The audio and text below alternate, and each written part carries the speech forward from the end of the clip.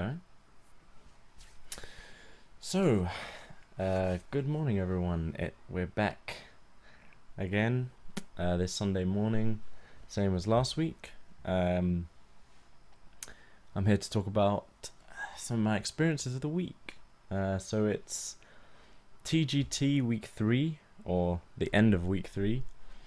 There's been the ATLC this week and the Road to BlizzCon stuff this week, so it's been a big weekend. It's been a bit of an up and down week for me, and just yesterday we got the 12 wins with a warrior deck in arena, so it's been a good week of Hearthstone for sure. So talk about some of my experiences on the ladder. Let's talk about some of the decks that I've been playing against. Aggro deck.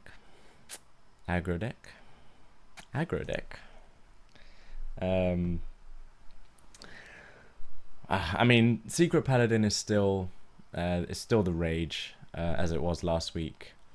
There's been a few new versions of it come out. I'm a little bit more interested in the mid-range version at the moment. I think that one's might be more my style. I haven't actually played it yet. As I said last week, I've been playing Patron Warrior all week, but I'll get to that in a bit. I think what I want to talk about first is this trend of aggro decks that's come up post TGT. So I'm not sure if the meta seems like it's stayed the same since GVG's come out.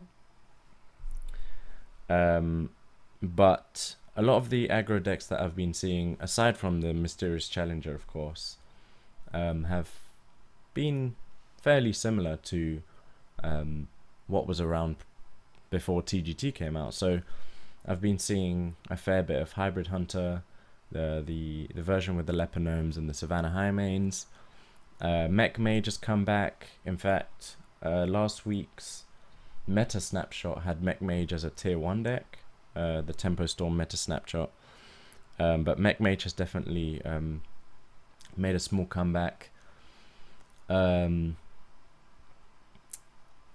I don't know if I want to consider Druid as an aggro deck. I think it's certainly become more aggressive. I'm seeing less and less Druid of the Claws in Taunt and Sludge Belchers, and more Azure Drakes and Druid of the Claw in Charge mode. So I find it kind of interesting how TGT has still not really had that much of an impact in Constructed. I don't know why that is. If you look at some of the decks that the professionals brought to the ATLC, for example, I mean, you have them bring in aggressive hunters.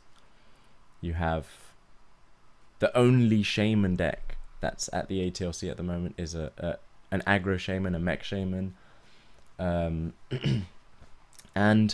it seems like things are going back to how they were before TGT came out. I'm seeing less and less of an effect in TGT, once again, aside from the Mysterious Challenger, than I originally expected.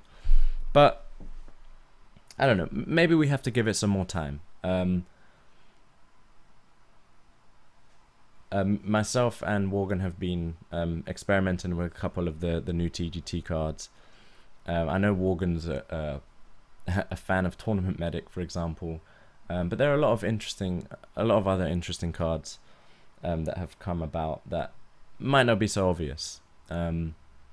Obviously, Priest has come out with its new archetype with the Dragon Priest, so that's been a really big addition to TGT. So yeah, maybe I'm not giving TGT enough credit, but what I really want to talk about is Patron Warrior. So the deck that I've been playing all week I've spent quite a few hours each day trying to learn Patron Warrior, and trying to get to grips with it. It's gone from okay. So let me just get the list up actually. This is the list I've been using. It's the exact copy of the list that Life Coach is using in the ATLC at the moment. So, like he's got a couple tech choices that he's spoken about. The one unstable ghoul he believes is a better tech choice in tournaments, but not necessarily good in the ladder, and blah blah blah. But I figured I would just take the deck and learn Patron Warrior with a deck that's already made and see how it goes. And I think, it's gone from one of my most disliked or hated decks prior to playing it, because of the kind of combos that it can pull out on you, to being one of the most interesting decks I've ever played in Hearthstone. And reading around the subject, I've encountered some of the pros talking about these decks.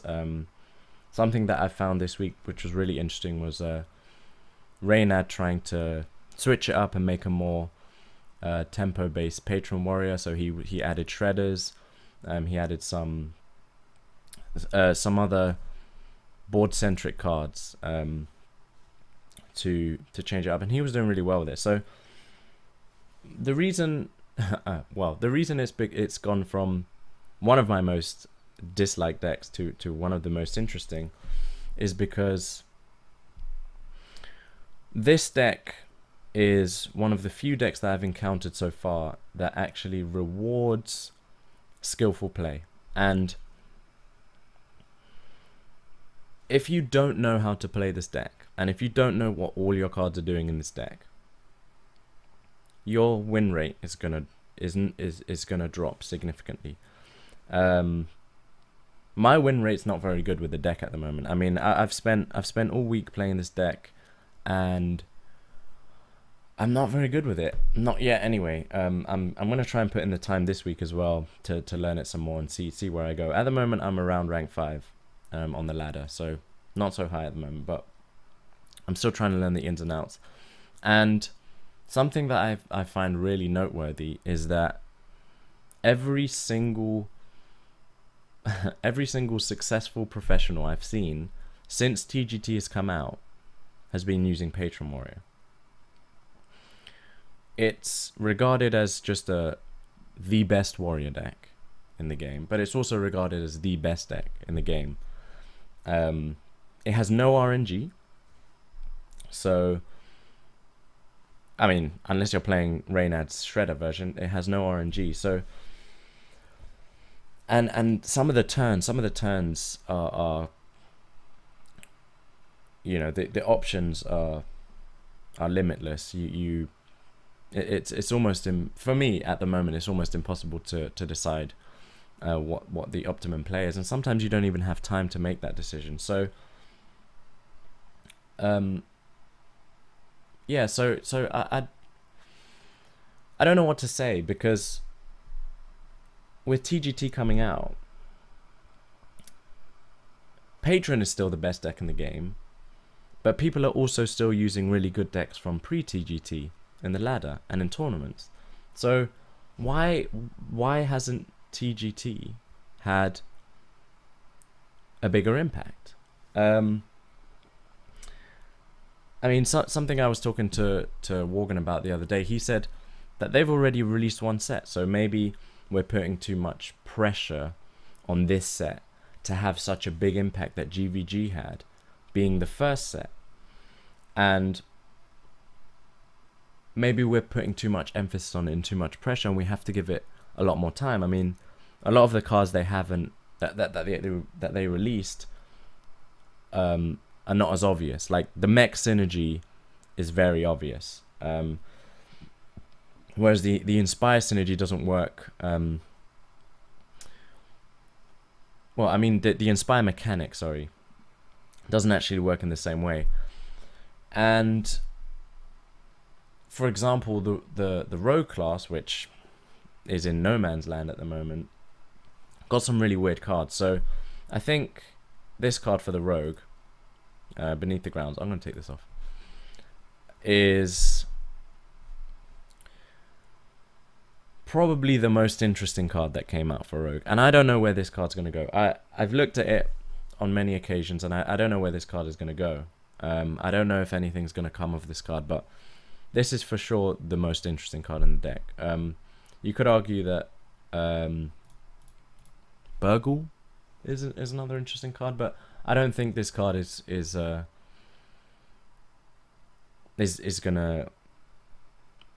You're not gonna build a deck around this card, or you're not gonna be too excited to have this card in your deck. It's kind of like a card that supports an archetype rather than creating one or inspiring you to create one. So I want to see where the rogue is going, but the rogue at the moment is in no man's land. I mean, there are no rogue decks in the ATLC, which is I think is important to note. And even though the oil rogue is still really good, it's kind of falling out of favor.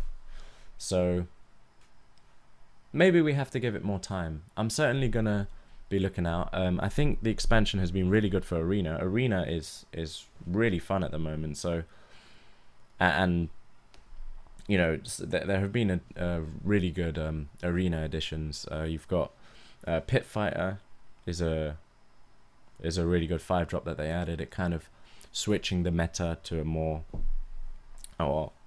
switching the Arena meta to a more to a slower one, a more late game meta. You've got the Nessy Kraken, huge card, really good card in Arena. And I could go on, but I don't think I need to, because you know, those who play Arena will know. But I'm more focused on what's happening here in the ladder and in constructed. So we'll see where it goes. I'll be keeping an eye out anyway, and hopefully my patron time is well spent, and they don't go and nerf it, and then I'll just be sad. But yeah, I think that that concludes the musings for the week, and I'll certainly be